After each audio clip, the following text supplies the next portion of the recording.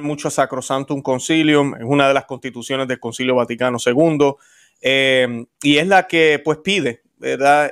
Los padres conciliares piden el que se evalúe, el que en inglés dicen update, no me acuerdo cómo traducirlo al español. Actualice, ¿no? Se actualice un poco la liturgia. En italiano usamos mucho aggiornamento, colocar al día. Exacto, colocar al día, pero cuando yo leo el documento, uno viendo el futuro da pena leer el documento, porque uno sabe lo que viene luego. En el momento yo creo que cuando lo escribieron ellos ni se esperaban lo que iba a pasar. Pero a la misma vez el documento, a pesar de decir eso, habla del latín, dice que se debe conservar. Eso no se está haciendo, porque estoy diciendo esto porque veo una insistencia. Sigamos Sacrosanctum Concilium, sigamos Sacrosanctum Concilium. Bueno, pues ahí dice que el latín debe tener primacía, que el canto gregoriano se debe preservar. Todo eso se ha perdido. Eso se ha perdido. Ya casi ni tenemos un rito latino en las iglesias nuevas o modernistas, ¿verdad? De hoy en día. De tal manera, esa misa nueva no corresponde a lo que los padres conciliares querían, que en la segunda sesión del concilio, ¿no? En que ya estaban trabajando en la reforma, ¿no? Fue presentado, en el sínodo, perdón, fue justamente en una reunión intermediaria, ¿no? Fue presentada el plan de cómo se estaba haciendo y después fue repetido lo mismo en el primer sínodo de obispos. Se llamaba la misa normativa, le llamaban, ¿no? Y todos los que estaban participando del sínodo habían sido padres conciliares, ¿no? Y cuando vieron, dijeron, no, eso no, absolutamente así no la queremos así. Y a pesar de eso, la misa de Pablo VI resultó exactamente como la misa normativa. Y hay un monje inglés que fue a entrevistar a varios padres conciliares que estaban vivos todavía, y ellos reconocieron que no correspondía con lo que ellos esperaban cuando escribieron Sacrosanctum Concilium. Sacrosanctum Concilium nunca pidieron suprimir latín, nunca pidieron suprimir el canto gregoriano, no prometieron suprimir la Septuagésima, ni las 4 témporas del ciclo litúrgico, no pidieron sacar la octava después de Pentecostés. Dicen que el propio Pablo VI, el primer año que tuvo que celebrar el lunes después de Pentecostés, le pusieron paramentos verdes y dijo, ¿cómo así? Deberían ser rojos si estamos en el tiempo de Pentecostés. Y dijo, no, santo, ya usted acabó de cambiar el rito, el lunes ya no se celebra más el Espíritu Santo. En el rito tradicional era toda la semana, ¿no? Todo eso no fue pedido.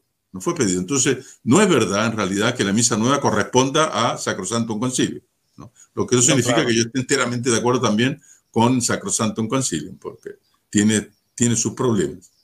No, exacto. Y algo que lo menciono porque muchos a veces no entienden, y tal vez usted nos puede explicar un poquito de esto, señor Ureta, brevemente. El hecho, porque yo veo que el Papa habla de cómo esta misa es la consecuencia de un concilio, ¿verdad? Y pues un concilio inspirado por el Espíritu Santo, bueno, todo lo que siempre se nos dice, ¿verdad?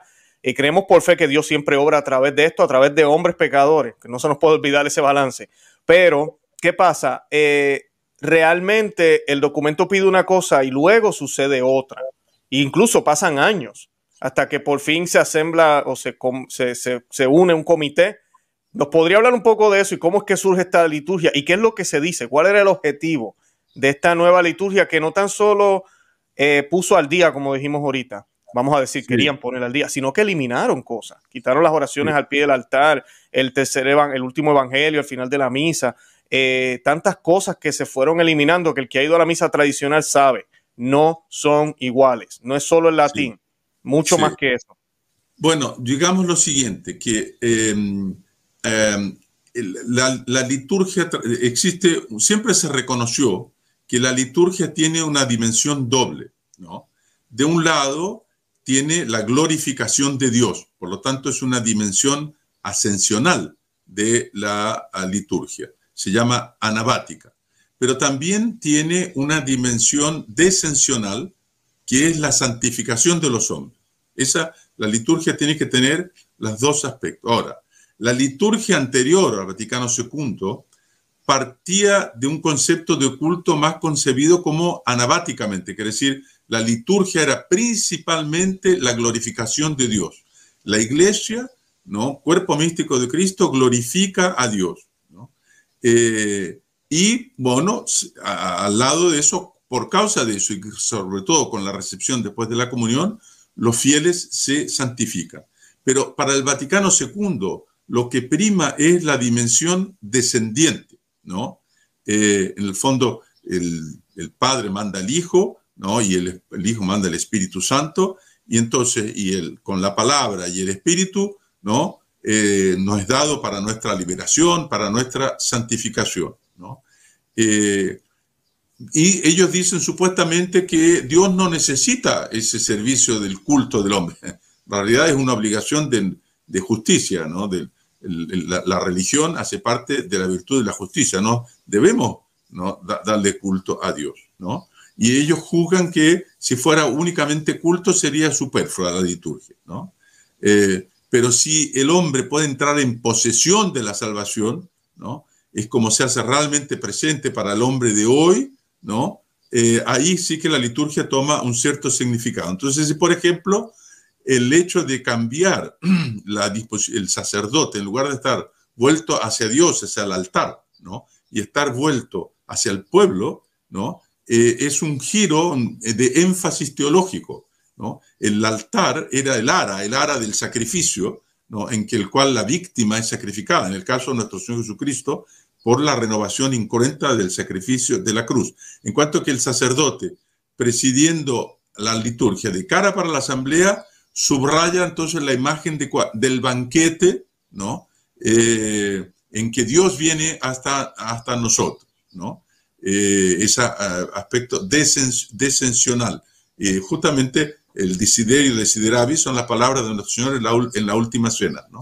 Y en el fondo dice, ello corresponde a dos teologías de la redención. Eso es lo que está en el fondo atrás. Por eso que hay una diferencia teológica. En un caso, ¿no? La redención tradicional, la teología tradicional entendía la redención como una satisfacción de una deuda. Esa es una teología, sobre todo desarrollada por San Anselmo, ¿no? Pero que admitida por la Iglesia desde el siglo XIII hasta el siglo XX, ¿no? Que con el pecado original el hombre contrajo una deuda infinita, solamente un Dios podía pagar esa deuda infinita. Nuestro Señor Jesucristo, muriendo en la cruz y ofreciendo su sangre, pagó esa deuda. Nosotros fuimos redimidos por la sangre de Cristo, ¿no? Entonces Él ofreció su vida por los pecados del pueblo, ¿no? Es el Cordero de Dios, etc. Ahora, por tanto, la dificultad, digamos, había que Dios se volviese propicio, benevolente para los hombres. De ahí el carácter propiciatorio del sacrificio de la misa. Se ofrece en pagamiento por los pecados de los hombres, ¿no? Ahora, la liturgia moderna, el concilio, dice que no, que Dios siempre estuvo buen dispuesto para el hombre, ¿no? No necesitaba de un sacrificio. Lo que Jesús vino a hacer es tratar de disponer los hombres en relación a Dios, ¿no? Entonces, Él vino para que nosotros cambiásemos, ¿no? Y por lo tanto, el sacrificio de Cristo no consiste en aplacar al Padre que estaría indispuesto, sino en santificarnos a los hombres, que nosotros somos los que estamos indispuestos, ¿no? Entonces, en la concepción de San Anselmo de la redención, que es la concepción de la iglesia tradicional, ¿no? Primordialmente, nuestro Señor Jesucristo salvó a los hombres por la muerte en la cruz, ¿no? Y la resurrección era bien el epílogo, digamos así, de su vida. Ahora, para la teología moderna, no. Jesucristo redimió la condición humana viviendo y muriendo de una manera nueva, pero esos son solo salvadores en virtud de la resurrección, ¿no? El sacrificio de Jesús no es un sacrificio ritual, es un sacrificio existencial. Y por eso que en tantas iglesias ellos sacan el Cristo de la cruz y lo ponen, ¿no?, resucitado. ¿Por qué? Para acentuar de que es la resurrección, ¿no? Entonces, él no murió porque el Padre exigiese su sangre, sino que digamos, siendo muy obediente, mostró a los hombres cómo ser obedientes, ¿no? Y mostrándonos el verdadero rostro del Padre, ¿no? Que sería un rostro enteramente, siempre misericordioso, ¿no? Entonces, por eso que el Padre lo resucitó, ¿no?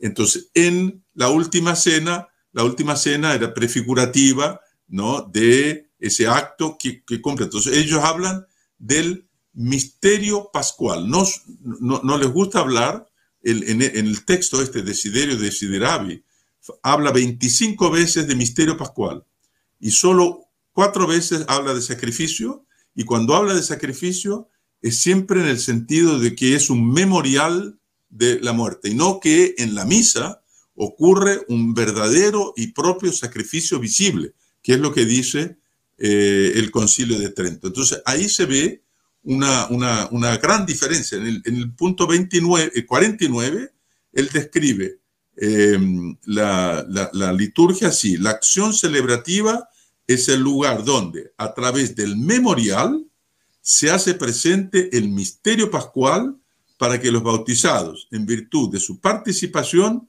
puedan experimentarlo en su vida. O sea, los acentos son completamente diferentes.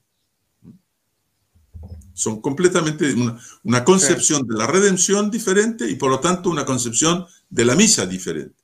Es un problema teológico. Sí, no.